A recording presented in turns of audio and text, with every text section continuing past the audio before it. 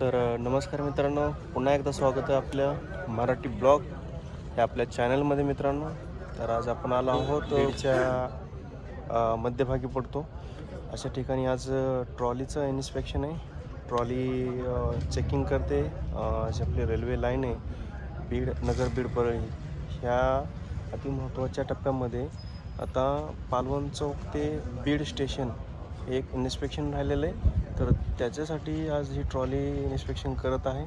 तर बघूया आपण पुढील माहिती आणि ट्रॉली कशा पद्धतीने वर्कआउट करते आणि ट्रॉली काय करते आणि काय काय मुद्दे आहेत ट्रॉलीमध्ये बसल्यानंतर किंवा रुळाविषयी काय माहिती आहेत आपल्याला जाणून घ्यायचे. तर बघूयात आपण. मित्रांनो, पाहू शकता तुम्ही आता ट्रॉली आपलं चराटा फाट्यावरती आलेली आहे. राजुरीकडनं ट्रॉलीनं इन्स्पेक्शन करून ही चराटा फाट्यावरती गाडी येऊन थांबलेली आहे.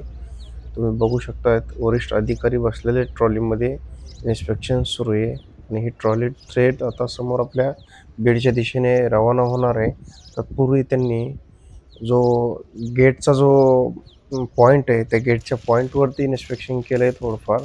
आणि एक बघू शकता रेल्वेचा वर्कर जो की कडी सारण्याचं काम करत आहे आणि बाकीचे जे अधिकारी लोक आहेत तर ते ह्या पॉईंटला चेक करत आहे की कुठं काही तांत्रिक अडचणी आल्यात का ते बघत आहेत मित्रांनो.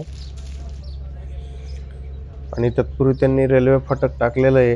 रेल्वे फाटक टाकल्यामुळे जे बाकीचे ज्या ट्रॉल्या इन्स्पेक्शन करत येत होत्या राजुरी साईडनी आपल्या बीडच्या दिशेने जे जाणाऱ्या ट्रॉल्या आहेत त्या इन्स्पेक्शन करत येत होत्या. रोडची प्रत्येक चाचणी घेत होते. प्रत्येक ठिकाणी पॉईंट चेक करत होते की कुठेही तांत्रिक अडचण येतं कामा नये. कारण हा खूप सेन्सिटिव्ह विषय असतो, हा खूप संवेदनशील विषय असतो. एक चूक किती महागात पडते तर ह्या अधिकाऱ्यांना चांगलंच माहिती आहे. त्यांना बऱ्यापैकी त्या गोष्टीचं नॉलेज असल्यामुळं त्यांनी प्रत्येक पॉईंट चेक करत करत आत्ता ह्या 2 ट्रॉल्या पुन्हा नंतर आपल्या चराटा फाट्यावरती येऊन थांबलेल्या आहेत. असं इन्स्पेक्शन करत करत हे आता आपल्या बीडच्या दिशेने रवाना होणार आहेत मित्रांनो.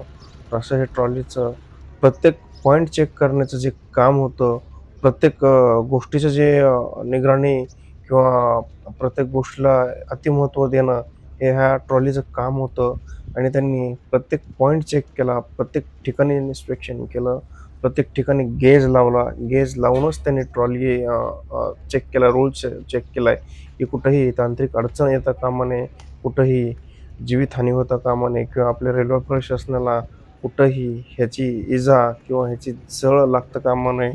असं ह्यांचं ट्रॉली इन्स्पेक्शनचं कार्य होतं.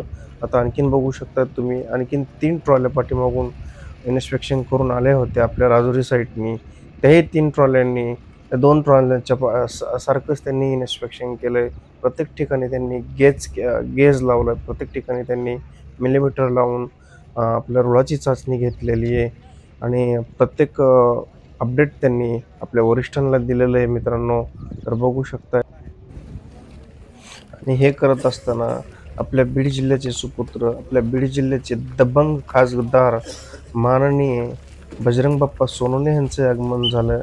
आणि त्यांच्याबरोबर आपले लोकप्रिय आमदार, आपल्या बीडचे लोकप्रिय आमदार संदीपभाई क्षीरसागर यांचंही इथं आगमन झालेलं आहे. आणि त्यांनी काही रेल्वे प्रशासनाला निवेदनं दिलेली आहेत, जी की आपले शेतकरी बांधव आहेत. शेतकरी बांधवांच्या काही समस्या आहेत, त्यांचे काही जाण्या-येण्याचा मार्ग किंवा रस्त्याचे जे काही प्रॉब्लेम्स आहेत तर बजरंग बाप्पांनी त्यांच्या मागण्यांचं निवेदनही घेतलं आहे. आणि बाप्पांनी रेल्वे अधिकाऱ्यांना सुद्धा हे निवेदन दिलं आहे किंवा तुम्ही आमच्या लवकरात लवकर शेतकऱ्यांचे जे काही प्रश्न आहेत, प्रलंबित प्रश्न आहेत ते तुम्ही मार्गी लावा.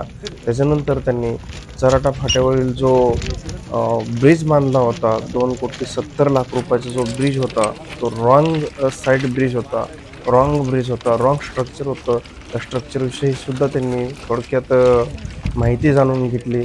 आणि हा पूल कधी पाडणार, इथं नवीन पूल कधी बांधणार आणि नवीन पुलाची म्हणजे पायाभरणी कधी, बऱ्याचशा प्रश्नावरती त्यांनी चर्चा केली त्या वरिष्ठ अधिकाऱ्यांसोबत आणि त्यांच्याकडनं एक आश्वासन दिले. बाप्पांनी आश्वासन दिले की लवकरात लवकर ही पुलाचंही काम होईल आणि लवकरात लवकर शेतकऱ्यांच्याही प्रश्नाचं मार्गी लावू किंवा त्यांच्या रस्त्याची जी अडचण आहे किंवा त्यांना जो काही त्रास होत आहे रेल्वेचा किंवा रेल्वे प्रशासनाचा, त्यांचाही आपण मार्ग लावू.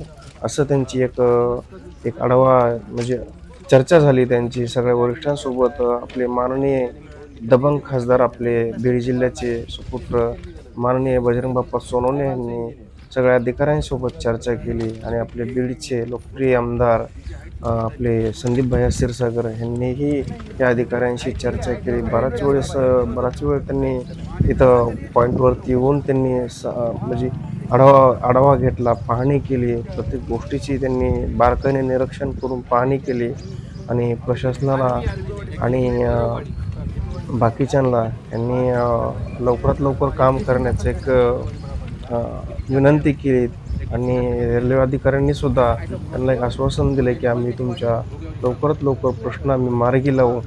तर अशा प्रकारे आपले जे बाप्पा आहेत, बजरंग बाप्पा सोनवणे आपले खासदार आणि आपले आमदार लाडके आमदार आपले संदीप भैया क्षीरसागर यांनी ह्या कामाची एकदम सखोल चौकशी केली, सखोल पाहणी केली आणि त्यांनी बराच वेळ ह्या कामाच्या ठिकाणी त्यांनी वेळ घालवला आणि प्रत्येक वरिष्ठ अधिकाऱ्यासोबत त्यांनी स्वतः जातीने चर्चा केली आणि पुढील मार्ग. मग संदीप भैया क्षीरसागरांनी थोडक्यात जो पॉईंट होता, जे गेट होतं, त्या गेटवरती गेले. गेटवरती गेल्यानंतर काही अधिकाऱ्यांशी त्यांनी चर्चा केल्यानंतर त्यांनी काही ग्रामस्थांशीही आपल्या लाडक्या आमदारांनी चर्चा केल्या, त्यांच्या समस्या जाणून घेतल्या. त्याच्यानंतर त्यांनी वरिष्ठांसोबतही संवाद साधला. वरिष्ठांसोबत संवाद साधत असताना नंतर काही राजकीय कार्यकर्ते आले. त्यांच्यासोबत त्यांची चेष्टा मस्करी, हसी मजाक झाली. हसी मजाक झाल्यानंतर मग त्यांनी गेट खोलायला लावलं. गेट खोलल्यानंतर मग आपले जे ग्रामस्थ होते, जे की बराच वेळ ह्या आपल्या ह्या ट्रॉलीमुळे ताटकळून बसले होते, अशा लोकांना मार्गस्थ केलं.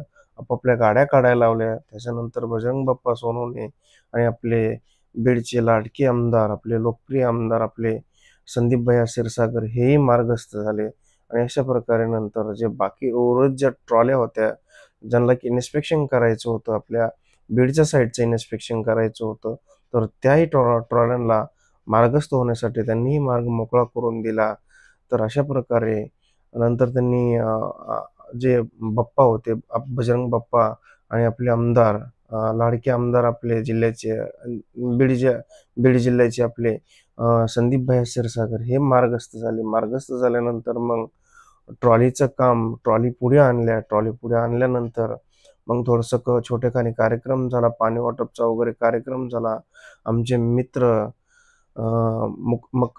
आमचे मित्र मकरंद भाऊ यांनी थोडीशी मदत केली आणि मग तोपर्यंत बाप्पा आणि त्यांचा ताफा आपले निघून गेला. ते गेल्यानंतर मग पुन्हा आणखीन इन्स्पेक्शनला सुरुवात होणार होती. तोपर्यंत त्यांनी थोडंसं वाट बघितली. प्रत्येक गाडीला जाऊन दिलं. गाडी गेल्यानंतर पुन्हा गेट लावलं आणि गेट लावल्यानंतर पुन्हा आणखीन इन्स्पेक्शनचं काम सुरू झालं.